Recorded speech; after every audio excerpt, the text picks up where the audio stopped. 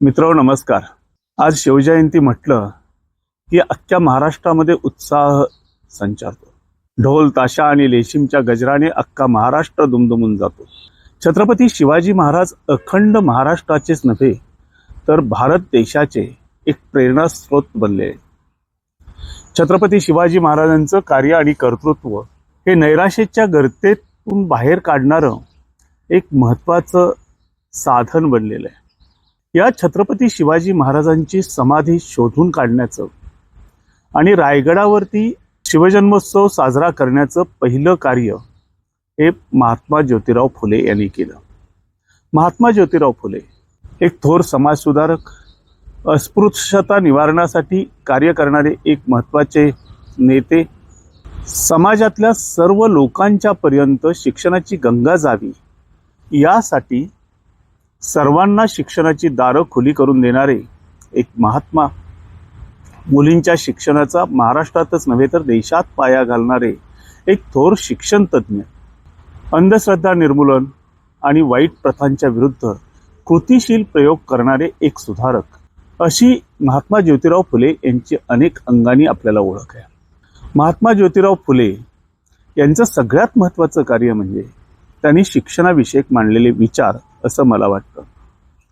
कारण शिक्षणातून माणसाला जास्तीत जास्त प्रगल्भ विचार करण्याची ताकद मिळते आणि शिक्षणाचं महत्त्व त्यांच्या इतकं नेमक्या शब्दात कोणीच सांगितलेलं आहे असं मला वाटत नाही. लहानपणापासून विद्येविना मती गेली, मतीविना गती गेली, नीतीविना गती गेली, गतीविना वित्त गेले, वित्ताविना शूद्र खचले, इतके अनर्थ एका अविद्येने केले. अगदी नेमक्या शब्दात शिक्षणाचं महत्त्व अगदी यथार्थपणे सांगणाऱ्या या ओळी लहानपणापासून ऐकत आलो आणि मीही शिकत गेलो. अशी अनेक लोक आहेत की ज्यांना हे सुभाषित ऐकून शिक्षणापासून कधीही दूर जावं वाटलं नाही. ते शिकत राहिले आणि त्यांच्या क्षेत्रामध्ये कार्य करत राहिले. शिक्षणाचं महत्त्व त्यांनी फक्त सांगितलं नाही तर शिक्षण क्षेत्रामध्ये अतिशय मोठं योगदान दिलं हे आपल्याला माहीतच आहे. महात्मा ज्योतिराव फुले यांचं जीवनचरित्र आज आपल्याला उपलब्ध आहे. मात्र त्यांनी केलेलं कार्य आजही तितकंच महत्त्वाचं आहे. आजही त्यांनी केलेल्या कार्याची उजळणी करणं, त्यापासून प्रेरणा घेणं आणि आजही अनेकांना शिक्षणाच्या प्रवाहात आणण्याचं कार्य करण्याची गरज आहे. आणि त्या दृष्टीनंच आज महात्मा ज्योतिराव फुले यांच्यासाठी ही श्रद्धांजली. त्यांच्या जीवनपट आज इंटरनेटवर सर्वत्र उपलब्ध आहे. त्यातून आपल्याला माहिती मिळू शकते. तरीही थोडक्यात सांगण्याचा मोह आवरत नाही. सातारा जिल्ह्यातील कडगुण या गावामध्ये 11 एप्रिल 1827 रोजी त्यांचा जन्म झाला. प्राथमिक शिक्षणानंतर काही काळ त्यांनी भाजी विक्रीचा व्यवसायही केला. त्यांचं तसं मूळ आडनाव फुले नव्हतं. त्यांचं मूळ आडनाव गोरे होतं.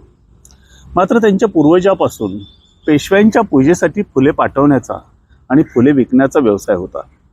त्यातून त्यांना आडनाव मिळालं फुले आणि तेच कायम राहिलं. पुढे हे कुटुंब पुरंदर तालुक्यातल्या खानवडी इथं स्थलांतरित झालं. महात्मा ज्योतिराव फुले यांचं दुर्दैव असं की ते 9 महिन्याचे असतानाच त्यांचं मातृछत्र हरपलं. त्यांच्या वडिलांनी त्यांचा सांभाळ केला. त्यांचा पुढे सावित्रीबाई फुले यांच्याशी ते 13 वर्षाचे असताना विवाह झाला.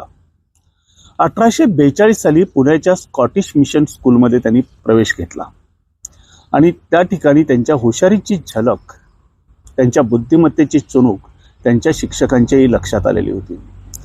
त्यांचे शिक्षक अँटोनियो ग्रामी यांच्या मते महात्मा ज्योतिराव फुले एक सेंद्रिय बुद्धिमत्तेचे बालक होते. त्यांनी शिक्षणामध्ये गती पकडलेली होती. शिक्षण घेत होते.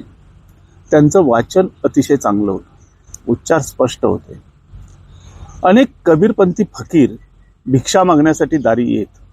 त्यावेळेस या तेज बुद्धीच्या बालकाकडून कबीरांचा बीजमती हा ग्रंथ वाचून घेत असत. त्याच्यातून महात्मा ज्योतिराव फुले यांच्यावरती समतेचे संस्कार हे कळत नकळत झाले. शिक्षणाचं महत्त्व पटलेले महात्मा ज्योतिराव फुले यांनी 1848 मध्ये भिडेवाड्यामध्ये पहिली मुलींची शाळा खोलली. त्यांना स्त्री शिक्षणाची प्रेरणा ही त्यांच्या मावस बहीण सगुणाबाई क्षीरसागर यांच्याकडून मिळालेली होती. महात्मा ज्योतिराव फुले यांना फक्त शालेय शिक्षण महत्त्वाचं वाटत नव्हतं, तर बहुजन समाजातील मुलांना उच्च शिक्षण घेता यावं, तेही निशुल्क पद्धतीनं, अशी त्यांची अपेक्षा होती. त्यामुळं त्यांनी पुण्यातल्या अभियांत्रिकी महाविद्यालयाच्या प्राचार्यांना विनंती केली की बहुजन समाजातल्या गरीब मुलांना स्थापत्य अभियांत्रिकीचं शिक्षण मोफत देण्यासाठी त्यांनी सवलत द्यावी, आणि त्यांचा हा प्रयत्न यशस्वी देखील झाला. त्यांच्यावरती थॉमस पेन यांच्या विचारांचाही मोठा प्रभाव होता. नीती हाच मानवी जीवनाचा आधार आहे असं म्हणणाऱ्या महात्मा ज्योतिराव फुले यांनी पुढे सत्यशोधक समाजाची स्थापना केली. आधुनिक भारतामध्ये सामाजिक पुनर्गठनासाठी झालेला हा पहिला प्रयत्न होता, हे आपण लक्षात घ्यायला हवं. त्यांनी सावित्रीबाई फुले यांना फक्त शिक्षण दिलं नाही, तर मुलींच्या शाळेमध्ये शिक्षिका म्हणून काम करायला भाग पाडलं. आणि सावित्रीबाई फुले यांनी पुढे स्त्री शिक्षणाची, मुलींच्या शिक्षणाची जबाबदारी अत्यंत काळजीपूर्वकपणे पार पाडली. त्यांनी शेवटपर्यंत मुलींच्या शिक्षणाचा हे जे कार्य होतं ते कार्य पुढे सुरू ठेवलं. एवढंच नाही, तर महात्मा ज्योतिराव फुले जे कार्य करत होते ते आजही तितकंच महत्त्वाचं आहे. असं काळाच्या पुढे जाऊन कार्य करणारे महात्मा ज्योतिराव फुले यांच्यावरती अनेक संकट आली, त्यांना अनेक अडचणींचा सामना करावा लागला, आणि या सर्व सुखदुःखामध्ये सावित्रीबाई या त्यांच्या पाठीशी नव्हे तर त्यांच्या बरोबर खंबीरपणे उभा राहिल्या. महात्मा ज्योतिराव फुले यांच्यावरती संत तुकारामांच्या अभंगाचाही खूप मोठा प्रभाव होता, त्यांचा खूप मोठा अभ्यास होता. महात्मा ज्योतिराव फुले यांनी खूप पुस्तके लिहिली. त्यातला शेतकऱ्याचा असूड या पुस्तकामधून शेतकऱ्यांचं दुर्दैवी चित्रण त्यांनी अतिशय परखडपणे केलेलं आहे. त्यांचं दुसरं आणि त्यांच्या अनेक पुस्तकातील आणखी एक माझ्यासाठी महत्त्वाचं पुस्तक वाटतं ते म्हणजे छत्रपती शिवाजी महाराजांच्या वरती लिहिलेला पोवाडा. त्यांनी जे लेखन केलं त्यामध्ये चिंतनपर लेखन मोठ्या प्रमाणात आहे.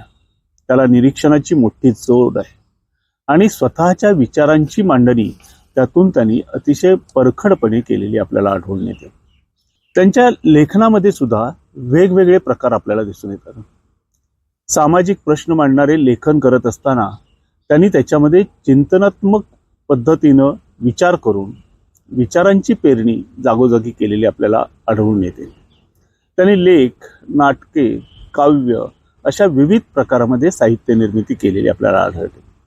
भारतामध्ये त्यांनी घातलेला स्त्री शिक्षणाचा पाया या गोष्टीच्या बाबतीत महात्मा ज्योतिराव फुले यांची मोठी ओळख आहे. पण सर्व जाती धर्माच्या मुलांना आणि मुलींना दोघांनाही शिक्षण मिळावं यासाठीही त्यांनी अतिशय मोठं कार्य केलं, आणि त्यातून शिक्षणाची गंगा ही सर्व जाती धर्माच्या पंथाच्या लोकांच्या दारापर्यंत पोहोचली. समता प्रस्थापित करण्यासाठी त्यांनी खूप प्रयत्न केले. कर्मकांडापासून समाज फसवला जाऊ नये यासाठीही ते कार्यरत होते. एक थोर समाज सुधारक, विचारवंत, शिक्षणतज्ञ, लेखक, साहित्यिक अशी अनेक अंगानी महात्मा ज्योतिराव फुले यांची ओळख आहे. मात्र या कार्याच्या इतकंच मला त्यांचं दुसरं महत्त्वाचं कार्य वाटतं ते म्हणजे त्यांनी छत्रपती शिवाजी महाराजांची समाधी शोधून काढण्याचं केलेलं कार्य. महात्मा ज्योतिराव फुले यांच्यावरती संत कबीर, थॉमस पेन यांच्या इतकाच किंबहुना त्याहीपेक्षा जास्त छत्रपती शिवाजी महाराजांच्या कार्यकर्तृत्वाचा प्रभाव असावा असं मला वारंवार वाटत राहतं. त्याचं महत्त्वाचं कारण म्हणजे छत्रपती शिवाजी महाराज हे रयतेचे राजे होते. त्या काळातील रयतेमधील 90 नव्हे तर 99% लोक हे शेती करत होते, आणि रयत म्हणजे शेती हे जर समीकरण आपण पाहिलं तर ते शेतकऱ्यांचे राजे होते. महात्मा ज्योतिराव फुले यांनी 1860च्या दशकामध्ये रायगडावरती जाऊन छत्रपती शिवाजी महाराजांची समाधी शोधून काढण्याचं कार्य तर केलंच, मात्र त्या ठिकाणी शिवजन्मोत्सव प्रथमच साजरा केला. अनेक वर्षानंतर त्या ठिकाणी कदाचित दिवा लागला असावा. आज छत्रपती शिवाजी महाराज अखंड महाराष्ट्राचेच नव्हे तर देशाचे प्रेरणास्रोत बनलेले आहेत. त्यांचं कार्यकर्तृत्व इतकं मोठं आहे की अनेक देशामध्ये छत्रपती शिवाजी महाराजांच्या लढायांपासून कार्यापासून प्रेरणा घेणारे आणि प्रेरणा कशी घ्यावी हे सांगणारे प्रकल्प उभे आहेत.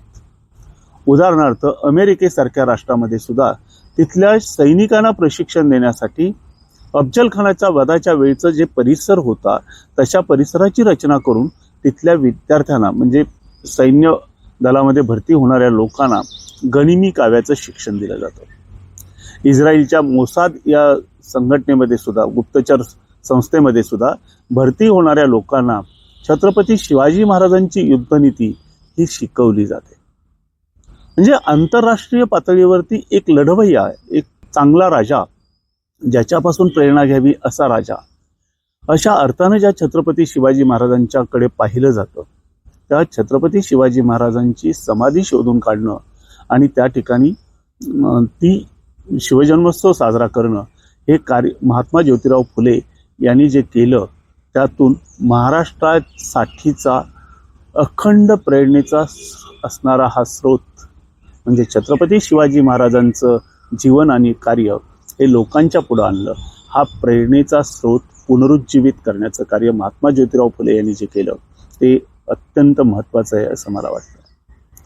शेतकऱ्याचा आसूडमध्ये त्यांनी शेतकऱ्यांच्या बद्दल जे लिहिलेलं आहे, शेतकऱ्यांची जी परिस्थिती आहे तिचं विदारक वर्णन जे केलेलं आहे ते जितकं महत्त्वाचं आहे तितकंच त्यांनी छत्रपती शिवाजी महाराजांच्यावरती लिहिलेला पहिला पोवाडा आणि त्या पोवाड्यामधून छत्रपती शिवाजी महाराज यांना कुळवाडी भूषण असा केलेला त्यांचा उल्लेख हे खूप महत्त्वाचं कार्य महात्मा ज्योतिराव फुले यांचं आहे असं मला वाटतं. महात्मा ज्योतिराव फुले यांनी जे काही कार्य केलेलं आहे त्या कार्यामध्ये शिक्षण, समाज सुधारणा, अंधश्रद्धा निर्मूलन, समता प्रस्थापित व्हावी यासाठी त्यांनी केलेले प्रयत्न, मग त्याचं माध्यम कोणतंही असलं तरी त्यांनी केलेलं कार्य, त्यातून काही कृतिशील प्रयोग आणि शिक्षणाची गंगा ही गोरगरिबांच्या दरवाजापर्यंत घेऊन जाण्याचं कार्य जे केलेलं आहे ते अतुलनीय आहे. अशा एका थोर महात्म्यास माझं त्रिवार अभिवादन. धन्यवाद.